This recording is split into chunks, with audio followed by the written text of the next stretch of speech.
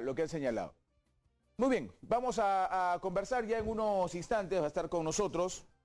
Yo les decía, para tener claro el tema de fondo del cual se está hablando, porque sobre el señor Edwin Donaire, general de la República, quien dicho sea de paso, le han quitado las condecoraciones y demás, nadie sabe nada, ¿no? Pero aquí estamos con el general en situación de retiro, Francisco Vargas Vaca, él ha sido inspector de la policía y uno de los que puso las cartas en la mesa. Uno de los que puso las cartas en la mesa sobre este tema del robo de combustible. General, bienvenido al programa, gracias por estar aquí. Gracias, buenos días. A usted, buenos días. Yo quisiera que empecemos por recordar un poquito qué pasó cuando usted era inspector, qué pasó, además dicho sea de paso, al general no solamente lo han tenido amenazado, ya él nos contará, sino que cuando estuvo en el cargo de inspector en realidad trataron de removerlo, intentaron sacarlo del cargo, lo mandaron de Sur hasta Iquitos para que esté lo más lejos posible. Es decir, ha tenido toda una historia, se la ha jugado el general en este tema de la investigación del robo de gasolina. ¿Cómo empieza este tema, general? Le agradezco por la pregunta y porque comience ahí, porque precisamente la intención de venir a su canal es que se sepa la verdad de los hechos. Exacto. Y no se tergiversen y no se digan cosas que no sucedieron. Lo importante es que se sepan los hechos. Y los hechos, en síntesis, los voy a narrar. Como inspector de la Dirección de Logística del Ejército, no de la Policía. Perdón, del Ejército. La confusión fue mía, el general Donaire es del Ejército, por supuesto. Bien, como inspector de la Dirección Logística del Ejército, detecté una serie de irregularidades en la administración y distribución del combustible dentro de mi institución. Hice la denuncia, pedí las investigaciones y ahí comenzó la historia. Vinieron, como usted dice, una serie de presiones, me ordenaron que cierre la investigación. ¿Directamente se lo ordenaron? Sí, claro. ¿Quién le ordenó eso, general? El general Reynoso. El general Reynoso cierra usted la investigación. Que cierre la investigación, que no podía avanzar en esa investigación. Por supuesto que era una orden que no podía cumplir. Yo era el inspector. Me sacaron, me enviaron a ICA de una comisión. Me enviaron a ICA de una comisión, estuve 2 semanas ahí, tuve que seguir la investigación por teléfono, pero debo decirle que hubieron muchos oficiales que me apoyaron, oficiales probos. En el ejército hay cientos, miles de oficiales probos y me indigna que por culpa de 6 o 7 que equivocaron el camino, se manche a tantos oficiales honestos y probos que sirven en el Ejército del Perú. ¿Cómo nota usted, para empezar, es con una denuncia? ¿Usted empieza a hacer revisión documentaria? ¿Cómo se da cuenta del robo de combustible? ¿Cómo me doy cuenta? Por los números, ¿no? Al ver el cuadro de distribución de combustible y analizar lo que estaba sucediendo ahí, era evidente de que habían irregularidades. Algo extraño estaba pasando ahí. Definitivamente. Habían oficinas que recibían 9.000, 10.000 galones de gasolina cuando tenían 4 carros, 5 carros. No tenía sentido eso. No había manera de justificar tremenda entrega de combustible para una oficina con 4 carros. Mensualmente, 9.000, 8.000 galones. Es pues hacían competencia de vehículos que se recorrían toda la costa. Habían brigadas que tenían también cantidades exorbitantes, mientras otras tenían lo normal, lo que dice el histórico, ¿no? Que es más o menos cuánto para que la gente se dé cuenta. Estamos hablando de 10.000, que es lo exagerado, ¿a cuánto que es más o menos lo regular, lo histórico? 2.000, 3.000. Ah, un montón, 5 veces más. Claro, sí, era bastante la diferencia. Evidentemente ahí había algo. Así comenzó la investigación, ¿no? En base al análisis de unos cuadros. Cuando usted empieza a indagar, general, y empieza a preguntar, y dice, oye, ¿qué está pasando aquí? ¿Por qué este pedido de 10.000? ¿Qué es lo primero que le dicen los que estaban en el comando, los generales que estaban al mando? Bueno, el general Reynoso me ordenó que cierre la investigación y que no me meta en ese asunto. No cumplí la orden. Seguí investigando, ¿no? Y buscando documentación, ¿no? ¿Es verdad lo que dice este cuadro? ¿O ha habido un error? ¿Qué ha pasado? ¿O qué es lo que está pasando aquí? ¿No? Como seguí, vinieron las amenazas, los insultos y demás. Cosas que, bueno, eso es parte de la historia, ¿no? Y ya, ok. Pero usted siguió con la investigación, Sí. siguió de frente. Seguí con la investigación. ¿En algún momento se comunica con Edwin Donaire usted?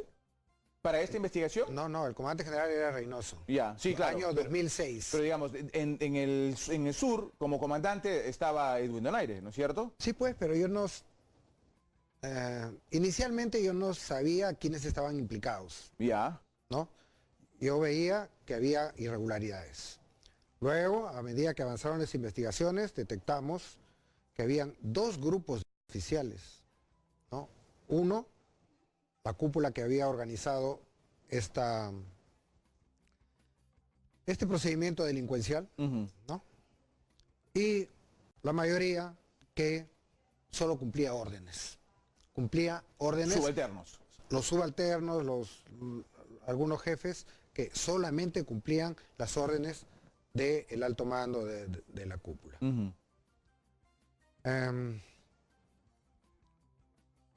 Posteriormente sale el general Reynoso, entra el general Donaire, de comandante general. Lo releva el 6 de diciembre del año 2006.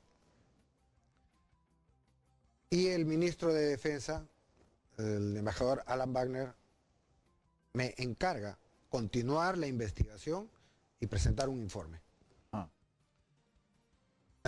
Bueno, ahí ya entra mi relación con el general Donaire, ¿no? Ya, eso quiero saber para que la gente tenga claro, porque se ha dicho bastantes cosas por parte de la defensa del general Donaire, de situaciones que lo están queriendo involucrar de manera increíble, cuando él no podía tener siquiera el pedido de combustible. Una serie de cosas que ya las vamos a conversar junto a usted, pero me interesa que el público se entere de esa relación que usted tiene con el general Donaire cuando empieza él ya como comandante general y usted investigando por orden del ministro de Estado. Me voy a un corte rapidito, pues son las 9:46 y voy a regresar para seguir indagando sobre este caso que hoy lleva a un general que llegó a la más importante, al más importante rango en el ejército peruano, a ser comandante general del ejército, hoy a convertirse en un prófugo de la justicia. Corte y regresamos.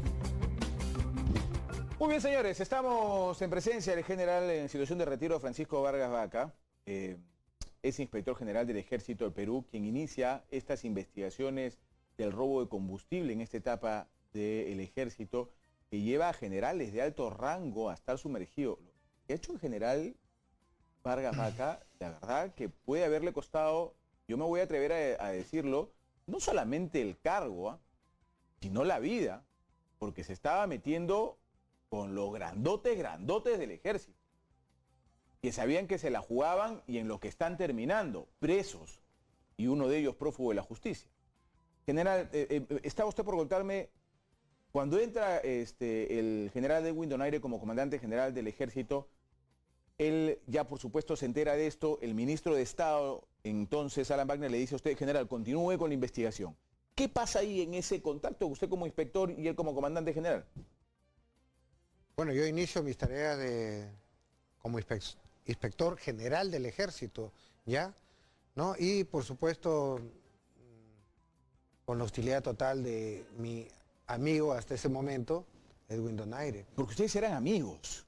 Claro, somos de la misma arma. Él es de la promoción anterior a la mía, el número 1 de la promoción anterior a la mía, y yo era el número 1 de ingeniería de la promoción que sigue. Éramos amigos, nos veíamos en reuniones, en actividades académicas, deportivas, sociales. Y en algún momento cuando usted hace esta investigación le dice, oye, mi hermano, amigo mío, no, ¿qué pasa aquí? ¿Por qué me haces esto? Sí, claro que sí, éramos amigos, pero yo le decía, bueno, los hechos están y por encima de la amistad, por encima del compañerismo, está el Ejército, está la institución. Entonces, no podía quedar callado, no podía modificar las cifras, no podía cambiar los hechos. No, probablemente usted estaría al revés, si hubiera hecho algo de eso, general. Probablemente denunciado por alguien que se pudo haber dado cuenta. Usted actuó como debería actuar alguien honesto, pero es decir que el general Donaire en su momento, al saberse involucrado, trató de decir primero, no me involucres, no me metas en el tema, por favor, no me metas a mí en la investigación. Usted se niega, pero continúa con la investigación. ¿Qué hace el comando general teniendo a un inspector general que siguen una investigación en el que me están involucrando. ¿Qué es lo que le dice Edwin Donaire? ¿Lo separa? Yo entiendo, por lo que he podido leer, que intentó en algún momento separarlo de la institución. No, eso fue posterior. Eso fue posterior. Sí, la investigación continuó. Ya. ¿No? A pesar de todos los obstáculos, la investigación continuó. Y es que tuvimos también apoyo de muchos oficiales que no estaban de acuerdo con lo que estaba sucediendo, ¿no? Y enviaban información y al final, en febrero, entregamos el informe con todos los datos recogidos.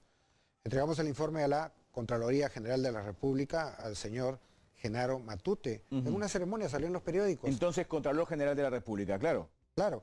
Al entregar el informe, ya la inspectoría le pasa la responsabilidad a la Contraloría, ¿no? Pero yo seguía como inspector general, ¿no? Y bueno, la hostilidad continuó, la difamación, los insultos y demás, pero eso no es lo importante. Lo importante es que la Inspectoría General del Ejército cumplió con su deber. En el informe que usted da, general, ¿qué es lo que especifica? En el informe final que usted tiene y que entrega a la Contraloría. Especifican las cantidades. Las cantidades de combustible, o sea, gasolina, petróleo y demás, las cantidades entregadas a cada dependencia, oficina o unidad durante los años 6, 5 y 4. 3 años, o sea, para tener una idea de la modificación, ¿no? Del histórico. Y el informe concluye en que del año 2005 al 2006 hubo un incremento de casi 1 millón de galones de petróleo. 1 millón de galones de petróleo. Incremento de distribuido, ¿no? Al menos en papeles. Y casi 400.000 galones de gasolina. En exceso, 400.000 galones. O sea, de diferencia entre el 5 y el 6. Ya. Sin motivación alguna. Entonces, eso es lo que el informe decía, ¿no? Lo que encontramos. Eso es lo que encontramos. La diferencia de distribución de combustible, y llamábamos la atención de que, bueno, ¿cómo justificar eso si teníamos la misma cantidad de vehículos, de personal, de actividades y demás? No había nada que justificase tremendo incremento de combustible. Para nosotros no. Pero pasó la Contraloría y la Contraloría ratificó muchas de las conclusiones a las que ustedes llegaron. A las que llegó la inspectoría, y encontraron más. Encontraron muchas más. Encontraron falsificación de documentos, contra la Administración de Justicia y otros delitos más. Pasó al Ministerio Público, ratificaron nuevamente, encontraron, ¿no? Hicieron su trabajo. Motivación para la denuncia judicial. Hicieron su trabajo, pasó al Poder Judicial, ¿no? Se inició el juicio y usted ve las consecuencias, ¿no? O sea, sí estaba el informe y la idea que detectamos, sí, pues ha habido peculado ahí. Ahora, general, eso encuentra usted una investigación, digamos, en la parte sur, ¿no es cierto? En la base que comandaba Edwin Donaire, ¿o habían otras bases involucradas en estos temas también? Habían otras bases involucradas, claro. Habían oficinas, habían otras oficinas involucradas.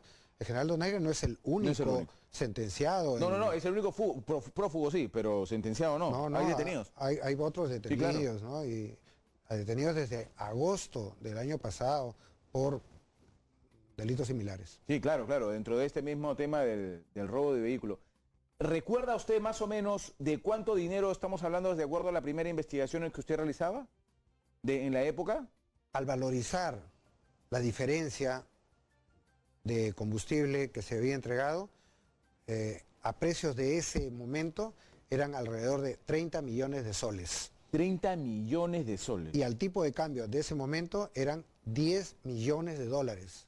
Lo recuerdo clarísimamente, porque en ese momento eran 10 millones de dólares. Lo recuerdo clarísimamente, porque 10 millones de dólares, yo decía, ¿cuánto podemos hacer con 10 millones de dólares en el ejército? Y estamos hablando de un año. De un año. Bueno, del año en que se realizó... 10 millones de dólares en un año. Sí. Es impresionante. Claro, imagínense cuántos uniformes, equipos, armas, munición que se necesitaba, se hubiera podido comprar con ese dinero. ¿Se pudo identificar en la investigación que usted hizo cuál fue el paradero final o no llegó hasta esa etapa la investigación que hacía Inspectoría? Bueno, no, la Inspectoría no llega hasta esa etapa.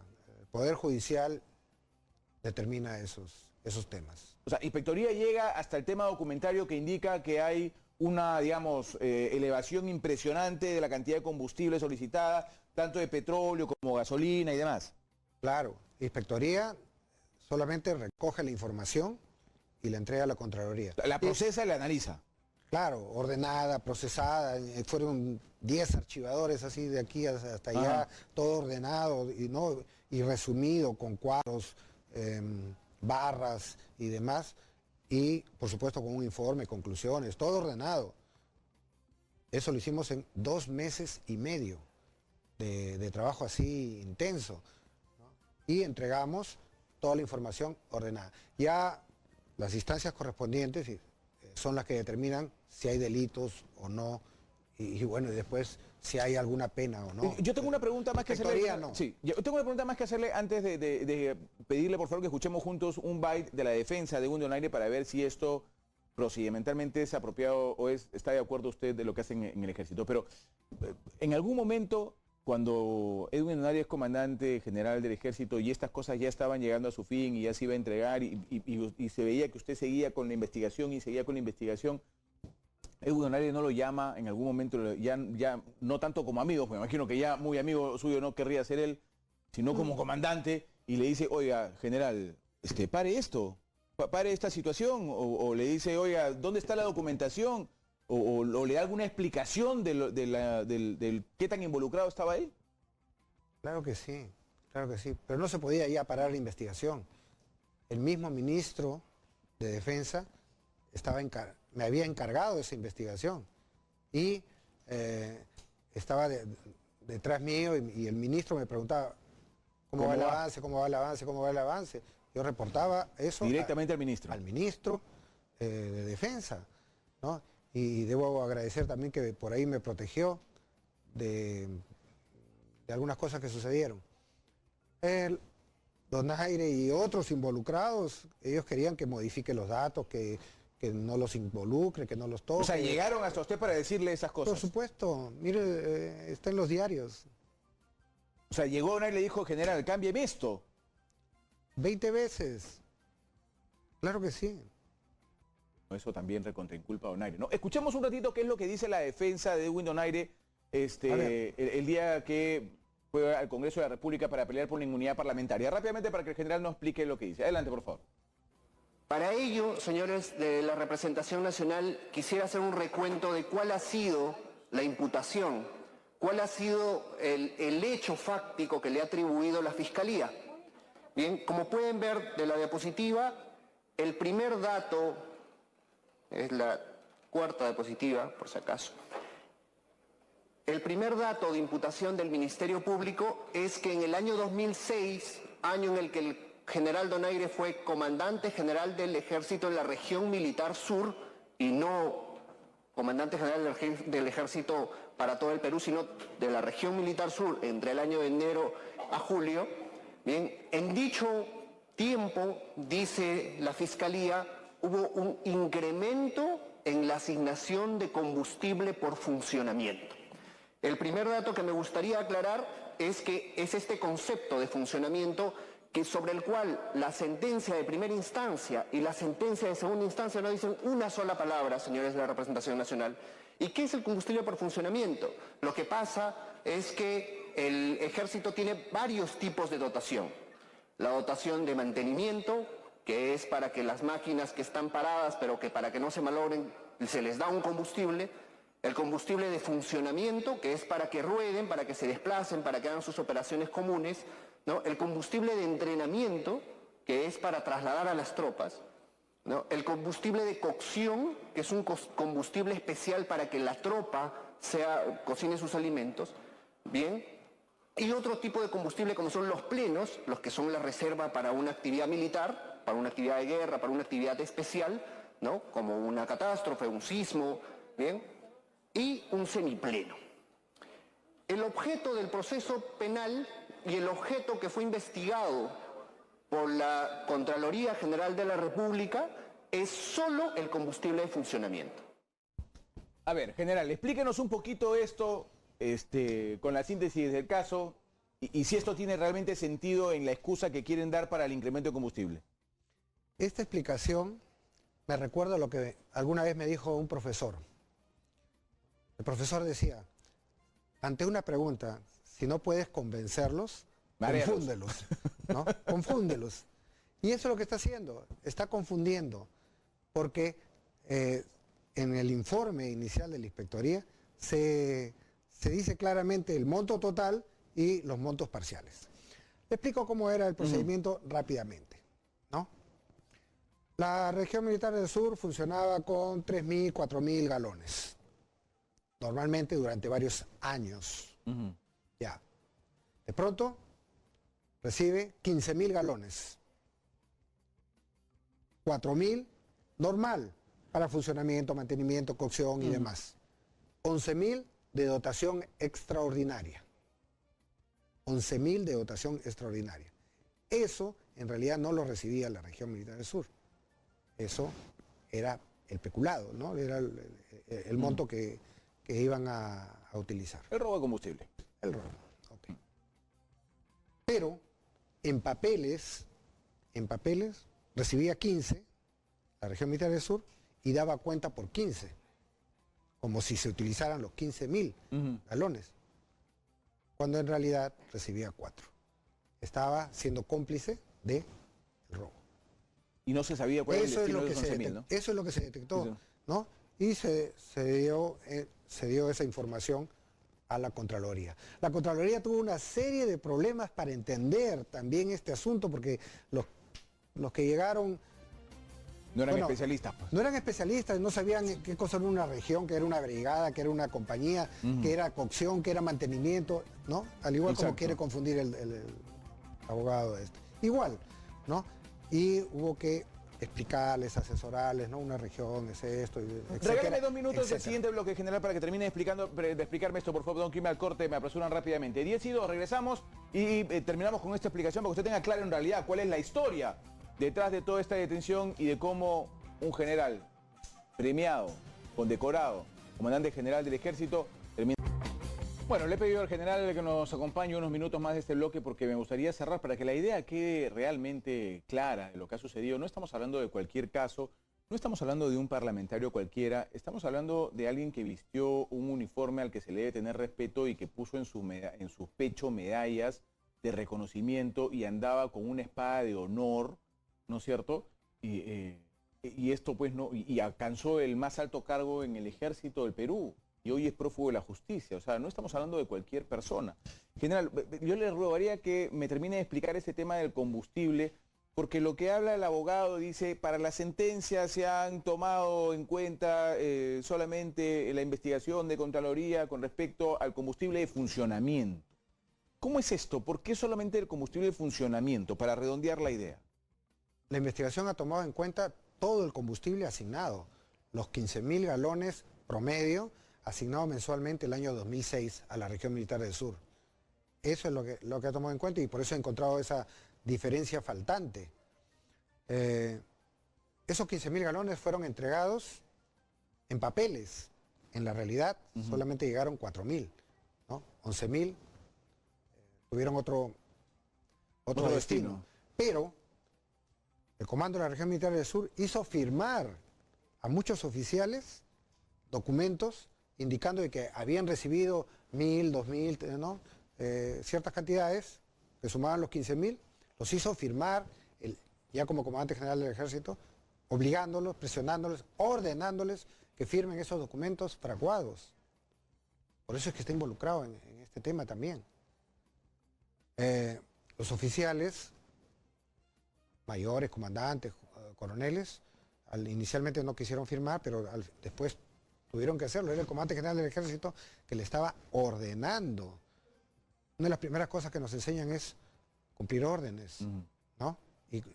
Y y dentro de la doctrina que imperaba en ese año, era la doctrina de la obediencia absoluta. Las órdenes se cumplen sin dudas ni murmuraciones, porque el superior que las imparte es el único responsable. Eso dice nuestro reglamento, o decía nuestro reglamento en ese año, en ese momento. Luego, en las investigaciones de la Contraloría, de la Fiscalía, el general Donaire dice, yo recibí 15.000, entregué 15.000. Ahí están los papeles, ahí están los documentos, pregúntenles a ellos. Miren la deslealtad, ¿no?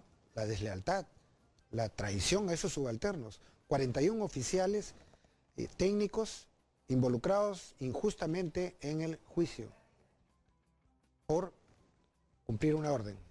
Y por firmar documentos que no eran los correctos. Bueno, pero era la orden. Qué tremendo este caso. Sí, ver, tiene muchas aristas. Dos preguntas finales, general. Una de ellas tal vez sea un poco complicada de responder, pero con la experiencia, evidentemente yo no espero que usted maneje ya libros, pero con la experiencia, con lo que usted conoce, ¿usted cree que en el ejército todavía estemos padeciendo este tipo de cosas de robo de combustible? No, estoy seguro que no. Y precisamente esa es la lección que muchos me han dicho de que estoy dejando para las nuevas generaciones de oficiales. ¿Usted cree que ya no? Yo creo que ya no. Yo creo que ya no. Después de lo que han visto, después de lo que ha sucedido y después de notar de que nuestro ejército desde dentro puede autocontrolarse, puede chequearse, chequear la eficiencia de sus procedimientos desde adentro, ya no ha habido desde esa fecha, desde ese año hasta ahora, no ha habido un caso de corrupción así tan grave, tan escandaloso, elevado, digamos, tan escandaloso, ¿no? Como el que recordamos ahora. No ha habido ninguno. Y es que ojalá que no sea porque no se quiere investigar, general. No, claro que no. Lo que pasa es que a raíz de este caso y a raíz de algunos casos de derechos humanos, se pasó de la doctrina de la obediencia absoluta, ¿no? A ojo cerrado. A ojo cerrado, a la doctrina de la obediencia debida. Y ahora a los oficiales, a los cadetes se les enseña de que no están obligados a cumplir órdenes ilegales. No deben de cumplir órdenes ilegales, lo tienen muy claro. ¿Qué piensa un general del ejército, inspector general de la policía, un ex inspector general del ejército peruano, cuando ve que pasa esto con un comandante general? Y cuando la gente empieza a decir, ahí está hoy recibí una llamada, yo me mostré en desacuerdo con la llamada hoy temprano, pero la llamada decía, ahí está, pues, para eso queremos al ejército. Para eso los peruanos con nuestros impuestos pagamos al ejército y combustible, para eso. Y es que la gente involucra los robos por combustible, en este caso en particular, con una institución. Sí, pues, y eso está mal. Eso está mal. El robo fue cometido por 3 o 4 oficiales que se equivocaron. No por una institución de miles de oficiales, robos que han hecho su juramento de fidelidad, que defienden a la patria, que están en todas partes del país defendiendo a la sociedad peruana, ¿no? Y que por supuesto sienten vergüenza y sienten indignación de que un ex comandante general los haya traicionado pues de esa forma, ¿no? Es realmente inaudito lo que ha pasado.